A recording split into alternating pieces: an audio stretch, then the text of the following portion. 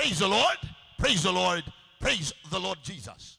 Ilikuwa ni mwezi wa tatu back in 2017 when Pastor Muiru's mother went missing. A few days after, Mr. Matthew Waweru Mwangi, who is Pastor Muiru's brother, reported the issue at a nearby police station. Ilikuwa after thorough investigation that the watchman was linked with the old lady's disappearance, na baadaye simu ikapatikana inside the watchman's house.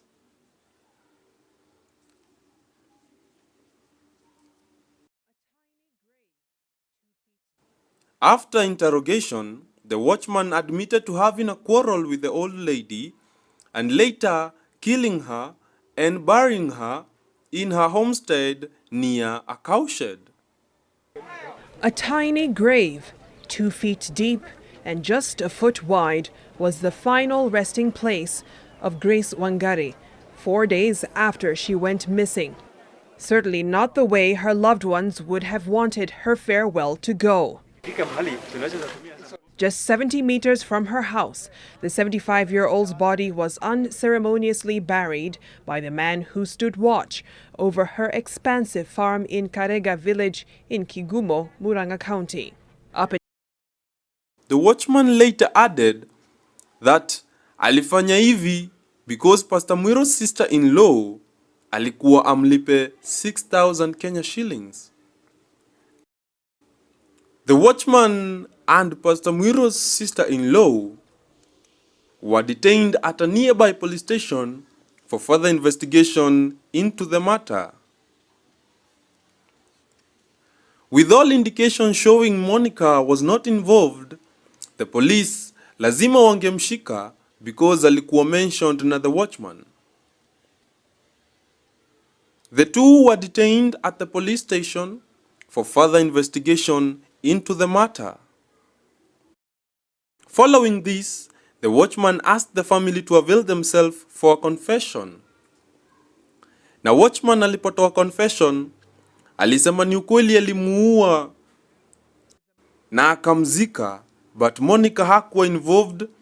He only mentioned her for the case to be more lighter for him. This week.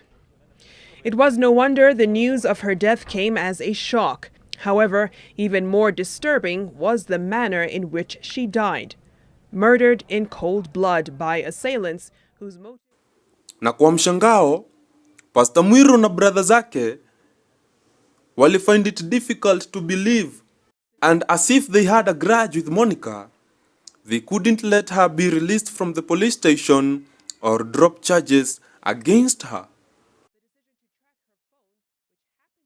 Baadaye Monica na watchman walifikishwa kotini, and it was a tough time for Monica and her husband Matthew because the family did not believe a word they said. At the High Court, Monica alisema she is not guilty of the murder charges pressed against her, and she was taken to remand.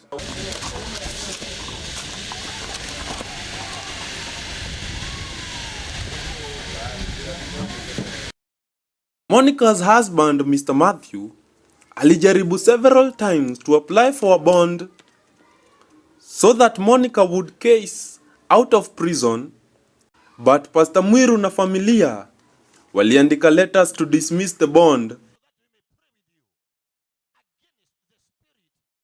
Na hata saa zenye Monica alipewa bond, ndivyo afanyie kesi yake nje. She had to relocate from Muranga to Thika. Monica Muthoni and Ezekiel Saitambua will be held for 14 more days so as to allow police to complete investigations before formally being charged with murder. The case will be heard on the 7th of April. During the court proceedings, Pastor Muiru's wife and the brothers who stood before the court gave very negative reports about the relationship between Monica and her mother-in-law. They really wanted Monica to be convicted because of the death of their late mother. To their shock, during the ruling, the watchman was told he had a case to answer, but for Monica, ilibidi achiliwe because there was no evidence to prove that she was involved.